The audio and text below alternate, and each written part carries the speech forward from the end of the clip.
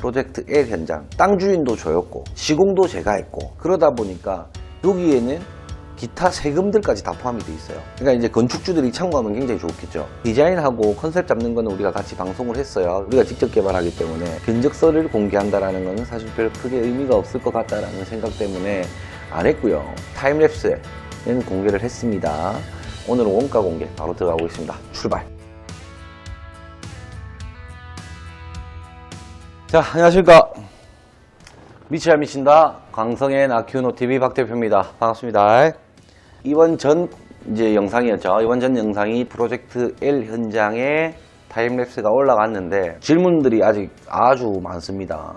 왜 토목공백을 그렇게 많이 올렸는가에 대한 질문, 다짐은 똑바로 했는가에 대한 질문, 민원 처리는 어떻게 했는가에 대한 질문들이 조금 있었습니다. 이게 댓글로도 있었고 이제 우리 클라이언트 중에서도 물어보신 분들도 있다. 그리고 지금 디벨로퍼로 이제 성장시켜 드리고 있는 고객들이 있어요. 그분들도 밤늦게 어제 연락 와서 물어보시고는 했습니다. 타임랩스 영상에 편집하는 방법에 대해서 조금 알려드리면 공사의 전 과정을 녹화를 하긴 합니다. 전 과정을 녹화를 해서 그 중에 이제 영상 속에 움직임이 있는 부분만 커팅해가지고 이렇게 짜집게 해서 에디팅 한단 말이에요. 타임랩스의 본질적 의미는 올라가고 있는 그 건물의 형태를 단기간에 볼 수 있게끔 우리가 편집을 한다는 게 영상 촬영의 원론적인 이유이고, 공사 과정은 다 나와요.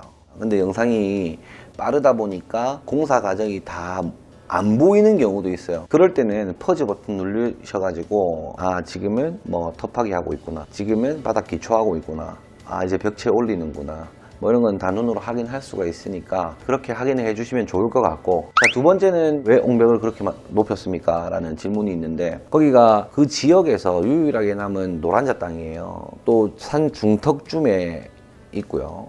그래서 앞에 있는 다리들, 마창대교도 있고요. 그 뒤에는 거가대교도 있어요. 그 자리에서만 마창대교와 거가대교가 싹 다 보인단 말이죠. 그래서 그 뷰를 확보하기 위해서 건물을 올려야 됐던 거는 기정사실이다, 첫 번째. 그럼 밑에서 지어서 뷰가 꼭대기만 있으면 되지 않느냐라고 생각하시는 분도 있을 수 있어요. 근데 이제 그렇게도 하기가 힘든 이유 중에 하나는 우리가 진입 도로에 맞춰서 건물을 형성을 시킨단 말이죠. 그러니까 예를 들어 한 10m 밑에 도로가 있다. 그러면 옹벽을 그렇게 높이 쌓을 이유가 없어요. 10m 밑에서부터 건물을 지으면은 굉장히 편합니다. 도로가 10m 위에 있다 보니까 건물이랑 도로를 맞닿게 레벨 없이 평탄하게 가기 위해서는 토목 옹벽을 그만큼 올려야 됐다라는 거. 사실은 옹벽을 조금 더 낮추고 이게 스키플로어 방식으로 이제 건물을 조금 처음에 디자인을 했었는데, 또 공무원이 이거 너무 위험하다, 토목 옹벽을 단단하게 지어서 요만큼 올려라 이렇게 얘기를 하는 바람에 또 올릴 수밖에 없었다는 거. 청토를 그만큼 하고 나서 공사를 바로 해도 되느냐라는 질문이 있어요. 타임랩스는 아까 초반에 말씀드렸다시피 움직임이 없는 상태의 영상 녹화본은 편집을 한다고 말씀드렸죠. 근데 다짐 기간에는 움직임이 없어요. 그래서 이제 편집이 됐기 때문에 그 부분이 좀 잘렸다라는 거고, 우리가 다짐을 하기 위해서는 물다짐이 제일 좋죠. 물다짐. 그래서 비가 오면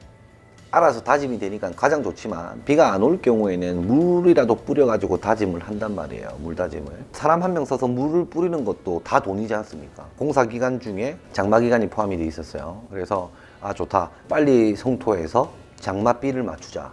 그러면 다짐이 될 것이다. 사실 좀 촉박했거든요. 장마가 오기 직전까지 성토를 엄청 빠듯하게 했어요.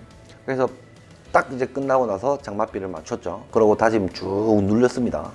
쫙 눌려가지고 그때부터 다시 이제 공사가 시작되었죠. 공사 기간의 경우에는 다짐 기간과 장마 기간을 제외하고 한 6개월 정도 걸렸다라고 생각하시면 돼요. 또 민원, 그 동네가 민원이 사실 상당했죠.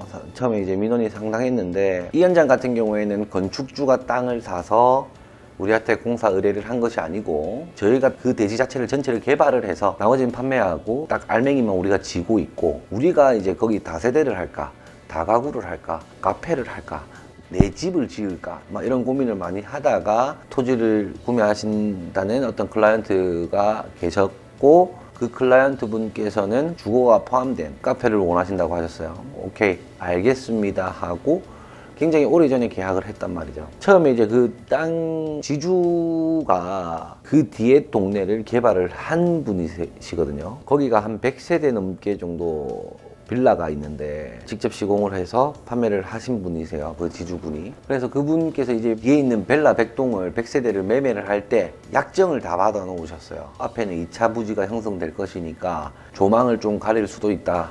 그렇기 때문에 비용을 조금 저렴하게 판매를 한다 라는 어떤 내용의 약정이 있었던 거예요. 그래서 그 민원이 싹 없어졌어요. 토지 개발에 있는 데에 있어서 경험이 많으시다 보니까 미리 100세대를 매매를 할 때 약정을 써놨던 거예요. 2차 부지 생각 안 하고 그냥 매매를 했다면 민원이 생겼을 때 방어 대책이 없었을 거예요. 이게 디벨로퍼들한테도 굉장히 중요한 아이디어죠. 그리고 또 현장에 나가 계신 부장님들, 차장님들, 과장님들이 굉장히 사람들이 좋으세요. 그래서 그 동네 주민들이랑 굉장히 친해졌어요. 또 친해져가지고 같이 소주도 먹고 막걸리도 먹고 막 그렇게 하시다가 뭐 이제 좋게 해가지고 공사 마무리하고 넘어왔습니다. 뭐 이 정도로 이제 타임랩스에 대한 내용은 정리 마감을 하면 될 것 같고요. 오늘 촬영할 영상은 이전 영상 올려드린 그 타임랩스 현장의 원가예요. 이 원가가 일반적인 원가랑은 조금 달라요. 뭐가 다르냐면 땅 주인도 저였고 시공도 제가 했고 그러다 보니까 여기에는 기타 세금들까지 다 포함이 돼 있어요. 건축주들이 참고하면 굉장히 좋겠죠. 이제 왜냐면 저희 시공사의 입장에서 건축주가 직접적으로 내는 지출비는 제가 지불을 안 하다 보니까 그건 알려드릴 수가 없었어요. 근데 이제 저희가 직접 건축주도 돼보고 시공도 해보다 보니까 이 내용이 전부 다 포함이 되어 있다 라는 거 좋은 소스이지 않을까 하는 생각이 들고, 디자인하고 컨셉 잡는 거는 우리가 같이 방송을 했어요. 견적에 대한 내용을 할 필요가 없었죠. 우리가 직접 개발하기 때문에 견적서를 공개한다라는 거는 사실 별 크게 의미가 없을 것 같다라는 생각 때문에 안 했고요. 타임랩스는 공개를 했습니다. 원가 공개를 하면서 준공 촬영 영상까지 올려드리는 게 원칙이죠. 이제 막 준공이 났어요. 그래서 지금 막 청소하고 정리를 하다 보니까 준공 촬영을 아직 못했는데 곧 준공 촬영하니까 그때까지 좀 기다려 주시고, 오늘은 원가 공개 바로 들어가 보겠습니다. 출발. 클라이언트를 만나가지고 건축 계약을 하고 건축 시공을 할 때도 물량 산출서에 의거한 견적서를 냅니다. 근데 이건 우리가 건축주임에도 불구하고 적산을 냅니다. 이유는 예산을 잡아야 되겠죠. 우리가 직접 하다 보니까 현장 불출 금액은 필요가 없어요, 사실. 그래서 이거는 사실 중요한 건 아니고 실행 금액을 보면 됩니다. 실행 금액을 보면 되는데, 여기 보시면 설계는 이만큼 들어갔어요. 6,293만 1,000원이 들어갔고요. 가설공사는 5천만 원을 예상을 했지만 3,700만 원이 나왔습니다. 토목공사는 4,300만 원을 예상했지만 9,600만 원이 들어갔어요. 이게 토목공사하고 콘크리트 공사하고 약간 겹치는 부분이 있어요. 한 통속으로 보면 될 것 같아요. 한 통속으로. 자, 여기 보시면 철근 콘크리트 공사는 조금 금액이 많이 잡혀 있죠. 옹벽도 있고 하니까요.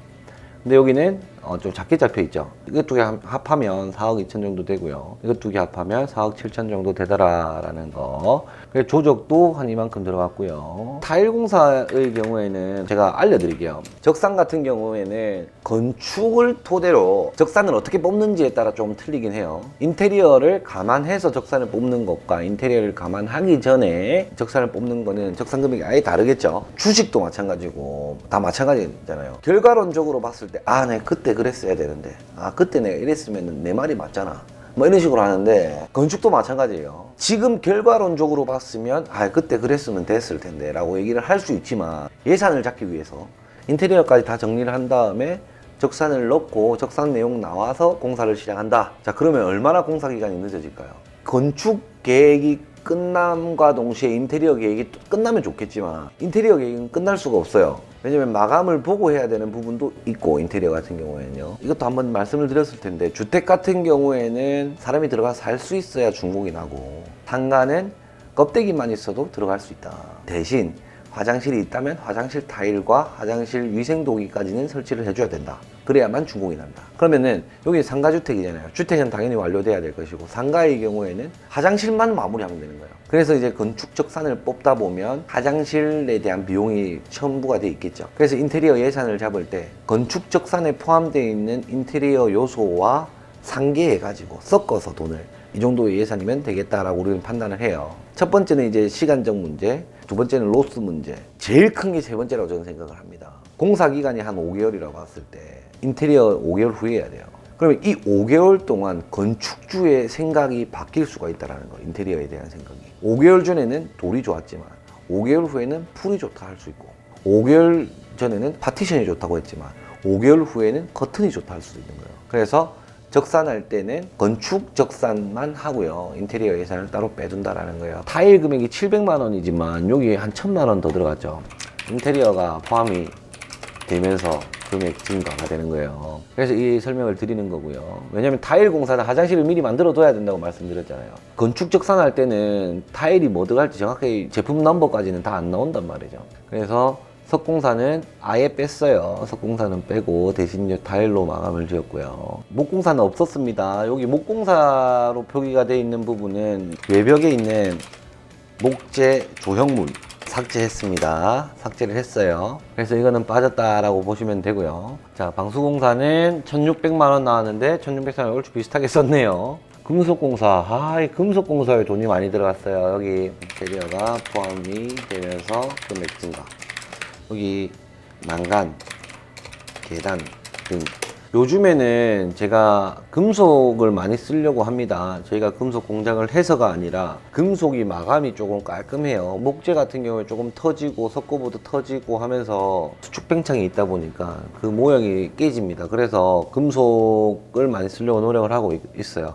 그래서 금속 비용이 조금 많이 들었고요. 그리고 미장도 생각보다 조금 많이 들었어요. 창호 같은 경우에는 왜 좀 더 많이 들었냐면 건축가에서 허가내는 소방설비와 휴게 음식점을 하기 위해서 영업 허가를 내기 위한 소방설비는 좀 다르다라는 거. 건축 허가를 내기 위한 소방설비가 따로 있고 휴게 음식점 사업자를 내기 위해서는 영업 허가증이 필요한데 그 영업 허가증을 내기 위해서는 휴게 음식점에 맞는 소방설비가 따로 있어요. 또 뭐 스프링클러를 설치해라라든지 출입구에서 반대편에 그냥 나갈 수 있는 출입구가 있어야 된다든지 아니면 왕관기를 설치해라든지 뭐 그런 구체적인 어떤 소방 설비가 좀 변경이 있습니다. 좀 추가 승인이 돼요. 휴게 음식점 할 경우에는 영업 허가를 위한 소방 설비 추가 증액이 됐다라는 거 생각하시면 돼요. 창호랑 유리랑 같이 포함이 돼 있죠. 여기에 창호 유리 포함되어 있습니다. 그리고 도장공사, 현재 도장공사 미시공 상태인,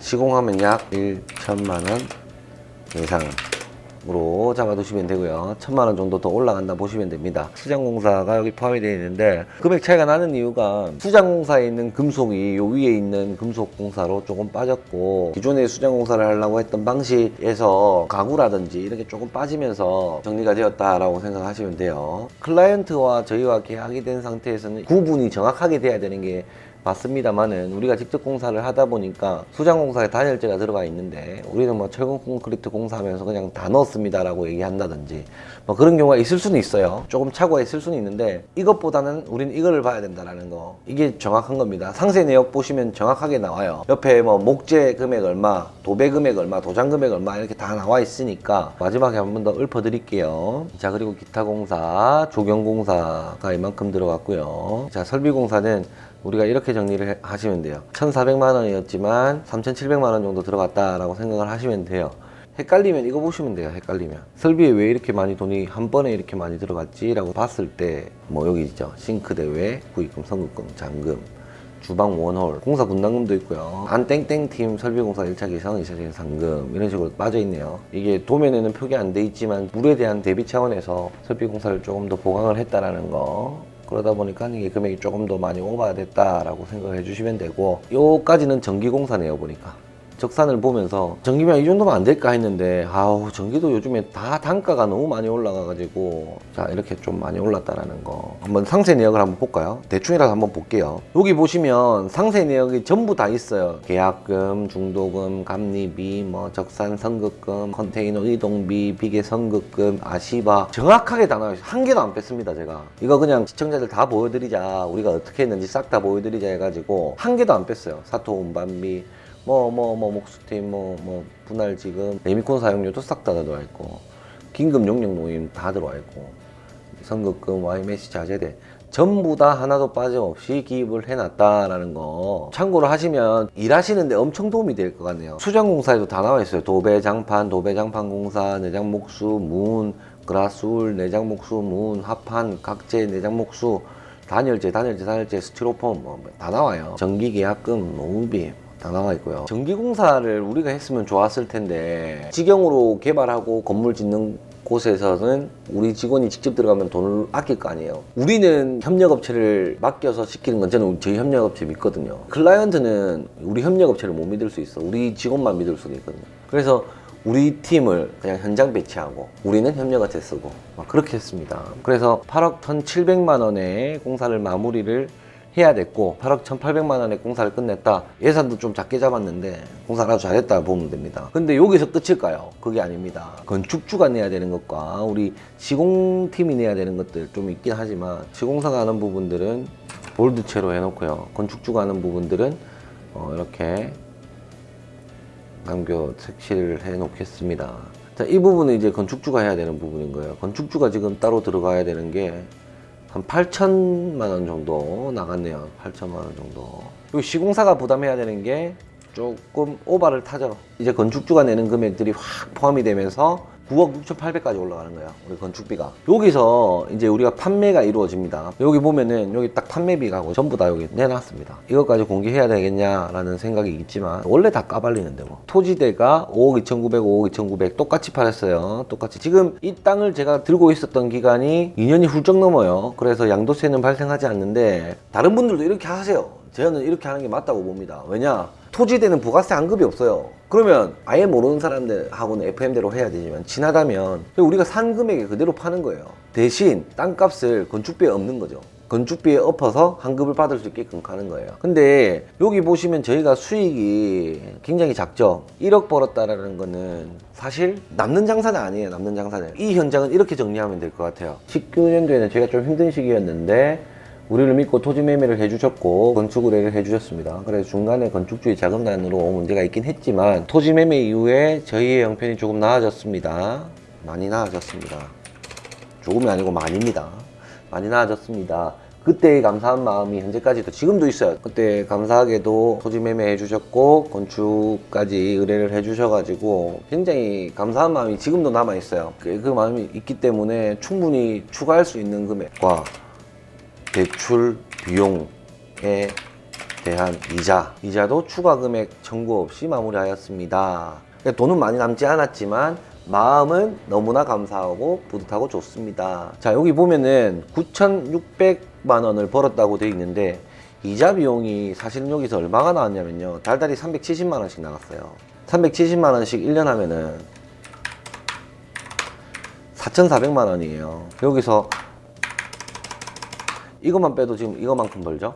사실 돈 못 벌었어요. 제가 정확하게 말하면. 사실 그때 우리한테 이제 산소 마스크죠. 산소 마스크를 씌워주셨기 때문에 사실 너무나 감사하게 마무리를 했어요. 원자재 값이 그렇게 급상승하지 않았다면 조금 벌 수도 있는 가격이었어요. 클라이언트는 벌지 마라. 너희들 벌지 마. 내가 이 땅 사줬으니까 너희가 해. 이렇게 갑질한 건 아니고 충분히 너희들 벌 만큼 벌어라 라고 얘기했지만 생각지도 못한 추가금들이 막 나왔고 이자도 우리가 내고 있었고 원자재 급상승까지 있어가지고 우리가 생각했던 것만큼은 못 남겼지만 그 마음이 너무 고마웠기 때문에 뭐 이렇게 정리정산하고 마무리를 해놓은 상태입니다. 그래서 저희도 조금 노력했고 건축주분도 노력했고 중간에 우리 부동산 중개해주는 부장님도 굉장히 고생 많았습니다. 아무튼 고생 많으셨다는 거 한 번 더 말씀드리면서 다음번에는 개발 안 하려고요. 그래서 힘들긴 하네요. 힘들기는. 마무리는 잘 했으니까 조금 더 발전된 아키우노의 모습 보여드릴 수 있도록 하고요. 이렇게 영상은 마무리할 수 있도록 하겠습니다. 구독과 좋아요, 알람 설정까지 부탁드리겠습니다. 감사합니다.